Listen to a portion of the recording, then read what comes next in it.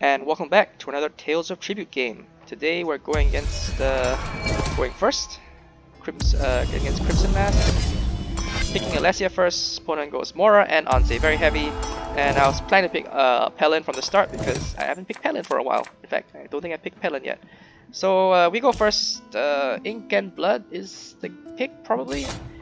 We can also get Ansei on our side, which is nice. That will force our opponent to use Ansei on his terms.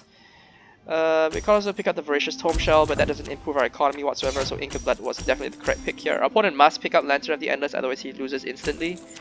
So yeah, he does pick that up, and now that allows us to get the Voracious Tome Shell. He does get the Ansei back on his side, and there's not much we can do about that. Okay, we can Threads of Fate him back, and he won't be able to fight over it next turn, so that's good for us. That's probably what we're going to do, and we do want to pick up that Voracious Tome Shell early on. That is probably what we're aiming for. Our opponent is really considering whether to use Ansei or not. He does use it. Not so sure about that because we can. I'm pretty sure he can't use it next turn. Like he only has like 3 gold next turn and 1 power, so we can use the Threads of Fate. Whoa! Why didn't I? Oh, that was a mistake. I should have bought the Threads of Fate, used the Ansei to get it back on my side, and that would yeah. Now he uses it. That was a big mistake on my part. I should have Threads of Fate, Ansei, get the Ansei on my side, then I would have extra 1 power this turn, extra 1 gold this turn to mess around with. So yeah, big mistake on my part. We can start using the Tome Shell, so that's gonna later on it's gonna start getting scary and scary for my opponent. We go Alessia. I think Legions and Rivals is also reasonable. Like it's a good amount of power. It's like 3 power on the combo, and our opponent did get a nice Lantern of the Endless off, which just gives us 2 gold, which lets us afford some probably nice things this turn. These are all bad, and he uses Alessia back on it, which is also fine. Fairly even right now. Lantern of the Endless on my opponent is great, but let's see what else we can pick up. We want to shuffle another agent in our deck. I'm not so sure about that. I'm really not so sure about that. I mean, is that really worth using 2 power? Do you want to pick up a second Voracious Tome Shell is like really iffy. I don't like picking up second Voracious Tome Shell. I don't like the idea of that at all. Picking up that Ansei card, we're basically dirtling. We're not doing very much. I think our opponent is slightly ahead. We do have the... okay, that's a good one. Martian Heart is a good one. But yeah, our opponent is quite a bit ahead of us right now. I'm not so sure that the options I picked were the best. We have 145, which I guess we can get rid of. I think 45 is less useful than the Ansei right now, because Ansei is a bit more versatile. This is really awkward. Like, we could Ansei to get Imprisonment, I guess. We can't really do very much. Ansei for Imprisonment, okay, that rushes us in a bit more and reviews Priestess of the Eight, which our opponent probably wants to pick up at least the March on Hatu. That's what I would pick up if I were my opponent. Although Priestess of the Eight is also a reasonable pick, because his deck is running reasonably well. But yeah, these games are really high power, like Mora, Ansei, Pelin. Yeah, he picks up March on Hatu. It reviews Thread of Fate, which is nice for us. That's 3 power. That's worth 3 power for us, so it's not the worst. And we managed to draw into our Soldiers of the Empire. Let's see where that brings us. Priestess of the 8 is not as useful when your deck is 0 cards big, so that's something to take note of. I think rushing him down is not unreasonable. This game is very, very, very, very cutthroat. By buying the Imprisonment and oh no, Unfathomable Secrets. That is not something you want to be seeing your opponent able to buy when he has a bunch of Mora cards. Does he get a Mora card this turn? I mean, he's gonna buy it regardless, so that's worth 1 billion power. And we don't really have that great a deck actually. Our deck is actually pretty horrible right now. So things are going pretty bad for us. We are 24 to like 32, and we don't really have very much to go on at the moment. So things are getting pretty tough. Every time you use an Ink and Blood, it gives him +1 power, which is also kind of painful. It's either Chainbreaker or Priestess. Chainbreaker gives us a bit of power, Priestess lets us donate, shuffle a bit more. I think Priestess is fine, yeah. Shahai doesn't give us any power. Yeah, oh, I would have liked to pick that one up, but we can't unfortunately, so that's pity. More's the pity. Will our opponent get a huge turn this turn? Doesn't look like it. It's a pretty standard turn. Okay, Warrior Wave. See, that is the sort of card that I'm looking to pick up. Warrior Wave is 3 power or 3 gold, and that is exactly what we need to outrace our opponent at this point in time. We also got a couple of nice Chainbreaker things going on here, so let's see. Generating a bit of power, Warrior Wave, and that's just enough to kill as a Lesson Rebel, which I don't think I should kill. Alessian Rebel is a waste of. It's essentially a waste to kill right now. It's -1 power. There's no reason to kill it.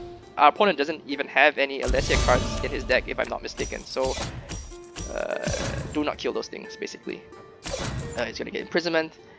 And reveals me unfathomable secrets. That is what I'm looking for. My opponent is very sad that he revealed that. He does need to spend a little bit of power to kill my agents as well. I think that's especially the Chainbreaker Captain. The Alessia Rebel doesn't need to kill it, but he kills it anyway. 40 power, but now we got unfathomable secrets on our side. That gives us the 5 power extra. Brings us all the way up to here.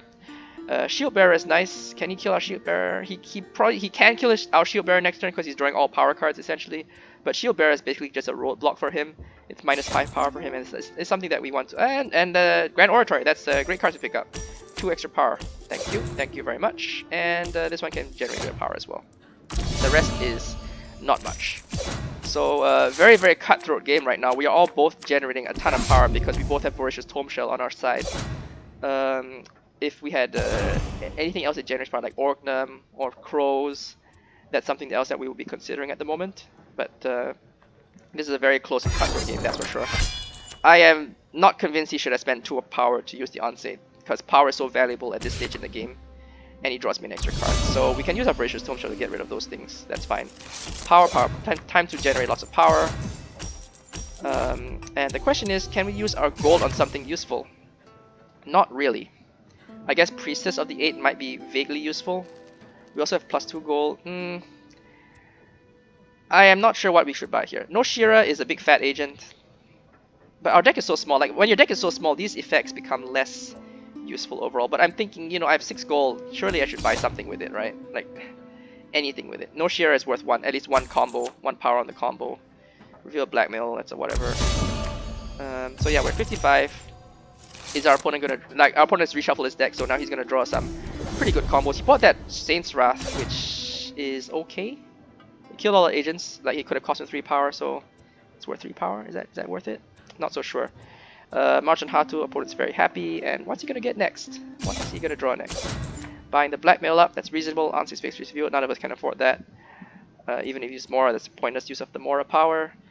It's still not quite like he's only barely ahead of us, and his last card was Voracious Tome Shell, and he didn't want to draw us one more card. That's pretty much it.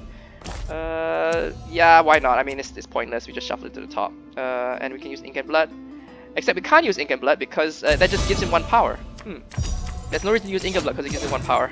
We are not trying to give him more power, not at all. So that's quite interesting. And so the No Sheer Poet is kind of annoying because it's sitting there. It's 3 toughness, and he kind of has to kill it.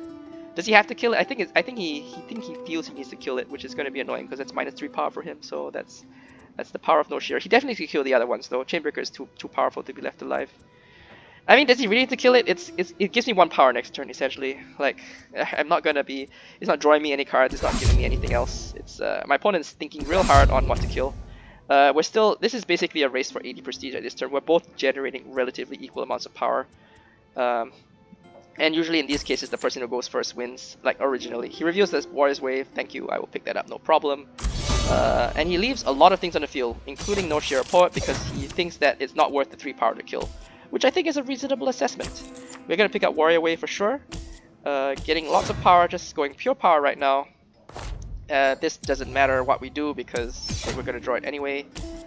And yeah, the Tome Shell to get rid of at least the Rebel, that was not very useful. Maybe Soldier of the Empire too, even, in fact. Yeah, not we can do. We can't spend the rest of the power on anything useful. So now we're at 70, and that may just be enough to put us over the top to victory, because we managed to. Although I think our opponent's deck did have bigger and more powerful cards. His deck was also a lot bigger than ours. We got a Voracious Tome Shell, and we just started eating our entire deck pretty fast, which let us draw our cards earlier. Those two picking up those Warrior Waves basically won us the game as well. Because Warrior Wave, yeah, you can't really argue with 3 power. It's one of the best cards in the game. It's either 3 power or 3 gold. It's such a good card. I mean, we didn't really use it for gold whatsoever because we weren't really going that direction. It wasn't any good to buy in the tavern. But and he uses the Alessia against us. That lets us use. That basically means if we had 3 power, we can turn it into 2 gold. So not really what you want to be dealing with. But yeah, exactly 80 prestige. Incredibly close game. I think I made a mistake early on by not messing around with the Ansei power properly, but other than that, really, really close game. Anyway, thanks for watching.